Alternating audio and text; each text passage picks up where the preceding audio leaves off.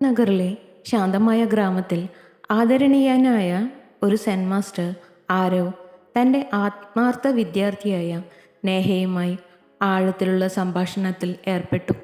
സൂര്യൻ ചക്രവാളത്തിന് താഴെയായി മുങ്ങി ഗ്രാമത്തിനു മേൽ ഒരു സ്വർണ്ണത്തിളക്കം വീശുമ്പോൾ ഒരാളുടെ വികാരങ്ങളെ നിയന്ത്രിക്കാൻ പഠിക്കേണ്ടതിൻ്റെ പ്രാധാന്യത്തെക്കുറിച്ച് മാസ്റ്റർ ആരവ് ഒരു കഥ മെനയാൻ തുടങ്ങി.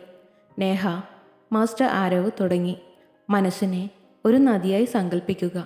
അതിൻ്റെ പ്രവാഹങ്ങൾ വികാരങ്ങളുടെ ഒഴുക്കും പ്രവാഹവും കൊണ്ട് രൂപം കൊള്ളുന്നു. ഈ നദിയിൽ സഞ്ചരിക്കാൻ അതിൻ്റെ പ്രവാഹങ്ങളെ നിയന്ത്രിക്കുന്ന വിദ്യ ഒരാൾ പഠിക്കണം. അതിൻ്റെ ജ്ഞാനം ഞാൻ നിങ്ങളുമായി പങ്കിടട്ടെ. വൈകാരിക വൈദഗ്ധ്യം. മാസ്റ്ററുടെ ഉപദേശങ്ങൾ ഉൾക്കൊള്ളാൻ ജിജ്ഞാസയും ആകാംക്ഷയുമുള്ള നേഹ ആഖ്യാനം വികസിക്കുമ്പോൾ ബോധിവൃക്ഷത്തിൻ്റെ ചുവട്ടിൽ ഇരുന്നു. ശാന്തിനഗർ ഗ്രാമത്തിൽ രോഹൻ എന്ന ഒരു ചെറുപ്പക്കാരൻ താമസിച്ചിരുന്നു. മാസ്റ്റർ ആരവ് പറഞ്ഞു, റോഹൻ്റെ മനസ്സ് ഒരു നദി പോലെയായിരുന്നു. അതിലെ ജലം പ്രക്ഷുബ്ധവും പ്രവചനാതീതവുമായിരുന്നു. അവൻ്റെ വികാരങ്ങൾ നദിയുടെ ഗതിയെ നിർണയിച്ചു. കൊടുങ്കാറ്റുള്ള കുത്തൊഴുക്കുകളുടെയും സമാധാനപരമായ വളവുകളുടെയും നിമിഷങ്ങളിലേക്ക് നയിച്ചു. മുന്നോട്ടുള്ള രൂപകയാത്ര മനസ്സിലാക്കി നേഹ രോഹൻ്റെ ആന്തരിക നദി വിഭാവനം ചെയ്തു. റോഹൻ്റെ നദി പലപ്പോഴും കോപത്തിൻ്റെ കൊടുങ്കാറ്റുകളെ അഭിമുഖീകരിച്ചു. മാസ്റ്റർ തുടർന്നു, ഒരു കൊടുങ്കാറ്റ് പോലെ അവൻ്റെ മനസ്സിന് ശാന്തതയെ തടസ്സപ്പെടുത്തുന്ന പ്രക്ഷുബ്ധമായ തിരമാലകൾ സൃഷ്ടിച്ചുകൊണ്ട് കോപം അവനിലൂടെ ഉയർന്നു വരും. ഈ കൊടുങ്കാറ്റിനെ നിയന്ത്രിക്കാൻ പഠിക്കുന്നത് വൈകാരിക വൈദഗ്ധ്യത്തിൻ്റെ കലയുടെ ആദ്യ പാഠമായിരുന്നു. അനിയന്ത്രിതമായ കോപത്തിൻ്റെ വിനാശകരമായ ശക്തിയും ആന്തരിക നദിയുടെ സമാധാനപരമായ ഒഴുക്കിൽ അതിൻ്റെ സ്വാധീനവും നേഹ തിരിച്ചറിഞ്ഞു. അസൂയ കലങ്ങിയ ജലം പോലെ റോഹൻ്റെ നദിയെ മേഘാവൃതമാക്കി. മാസ്റ്റർ ആരവ് വിവരിച്ചു, അത് അദ്ദേഹത്തിൻ്റെ ധാരണയെ വികലമാക്കി. ഒരിക്കൽ തെളിഞ്ഞ ജലത്തെ പ്രക്ഷുബ്ധവും അവ്യക്തവുമാക്കി.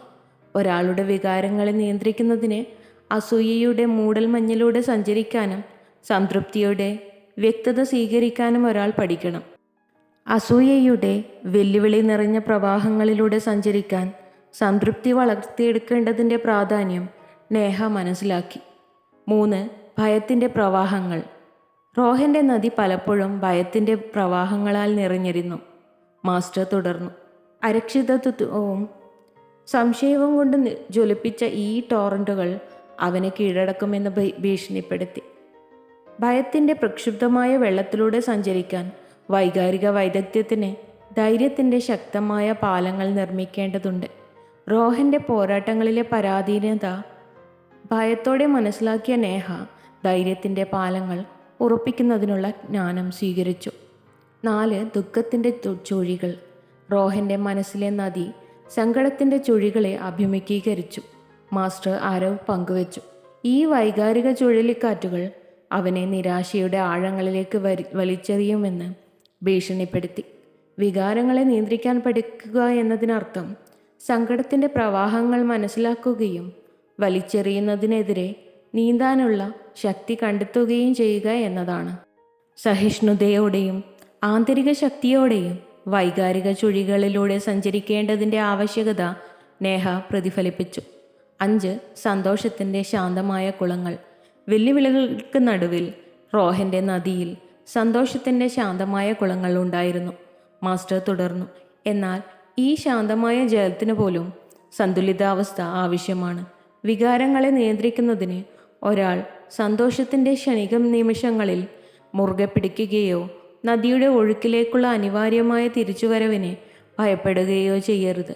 നന്ദിയോടെ സന്തോഷത്തെ സ്വീകരിക്കുക, അത് സ്വാഭാവികമായി ഒഴുകട്ടെ. ആന്തരിക നദിയുടെ ഒഴുക്കിൽ നങ്കൂരമിട്ടിരിക്കുമ്പോൾ സന്തോഷത്തിൻ്റെ നിമിഷങ്ങൾ ആസ്വദിക്കേണ്ടതിൻ്റെ പ്രാധാന്യം നേഹ അംഗീകരിച്ചു. 6. മൈൻഡ്ഫുൾനെസ്സിൻ്റെ പ്രതിഫലനങ്ങൾ. നദിയുടെ യഥാർത്ഥ സ്വഭാവം പ്രതിഫലിപ്പിക്കുന്ന കണ്ണാടിയായി മൈൻഡ്ഫുൾനെസ് പ്രവർത്തിക്കുന്നു. മാസ്റ്റർ ആരവ് വിശദീകരിച്ചു, റോഹൻ മനസാക്ഷിയുടെ പരിശീലനത്തിലൂടെ ഒഴുകിപ്പോവാതെ പ്രവാഹങ്ങൾ നിരീക്ഷിക്കാൻ പഠിച്ചു. വികാരങ്ങളെ നിയന്ത്രിക്കുന്നതിന് പ്രക്ഷുബ്ധതയിൽ സ്വയം നഷ്ടപ്പെടാതെ ഒഴുക്കിന് സാക്ഷ്യം വഹിക്കാനുള്ള കഴിവ് ആവശ്യമാണ്. മനസ്സിൻ്റെ പ്രവാഹങ്ങളുടെ വ്യക്തമായ പ്രതിഫലനം നേടുന്നതിൽ മനസാന്നിധ്യത്തിൻ്റെ പരിവർത്തന ശക്തി നേഹ മനസ്സിലാക്കി. 7. സ്വീകാര്യതയുടെ നിശ്ചലത. വൈകാരിക വൈദഗ്ധ്യത്തിൻ്റെ അവസാന ഘട്ടത്തിൽ സ്വീകാര്യതയുടെ നിശ്ചലത രോഹൻ കണ്ടെത്തി. മാസ്റ്റർ പറഞ്ഞു, നദിയെപ്പോലെ വികാരങ്ങളും സ്വാഭാവികമായി ഒഴുകുകയും ചെയ്യുമെന്ന് അവൻ മനസ്സിലാക്കി. വികാരങ്ങളെ നിയന്ത്രിക്കാൻ പഠിക്കുക എന്നതിനർത്ഥം അവയെ അടിച്ചമർത്തുക എന്നതല്ല, മറിച്ച് സ്വീകാര്യതയോടെ അവയെ സ്വീകരിക്കുക എന്നതാണ്. ഈ നിശ്ചലതയിൽ നദി അതിൻ്റെ യഥാർത്ഥ ഐക്യം കണ്ടെത്തുന്നു. ആന്തരിക ഐക്യം കൈവരിക്കുന്നതിന് വികാരങ്ങളുടെ സ്വാഭാവിക താളം സ്വീകരിക്കുന്നതിൻ്റെ അഗാധമായ പാഠം നേഹ ഉൾക്കൊണ്ടു. മാസ്റ്റർ ആരവ് നേഹയുടെ നേർക്ക് തിരിഞ്ഞു പറഞ്ഞു, നേഹ, വൈകാരികമായ വൈദഗ്ധ്യത്തിലേക്കുള്ള യാത്ര നദിയെ അണക്കെട്ട് കെട്ടുന്നതിനോ അതിൻ്റെ ഗതി തിരിച്ചുവിടുന്നതിനോ അല്ല. അത് അതിൻ്റെ ഒഴുക്കുകൾ മനസ്സിലാക്കാനും അതിൻ്റെ വളവുകൾ ജ്ഞാനത്തോടെ സഞ്ചരിക്കാനും ഉള്ളിലെ നിശ്ചലതയെ ഉൾക്കൊള്ളാനുമാണ്. നിയന്ത്രിക്കാൻ പഠിക്കൂ. നിങ്ങളുടെ വികാരങ്ങൾ ഒഴുക്കിനെ ചെറുക്കുന്നതിലൂടെയല്ല, പ്രവാഹങ്ങളെ കൃപയോടെ ഓടിച്ചുകൊണ്ടാണ്. ഉള്ളിലെ നദിയെ സ്വായത്തമാക്കാനുള്ള സ്വന്തം യാത്ര ആരംഭിക്കാൻ തയ്യാറായി. നേഹ നന്ദിയോടെ തലകുനിച്ചു.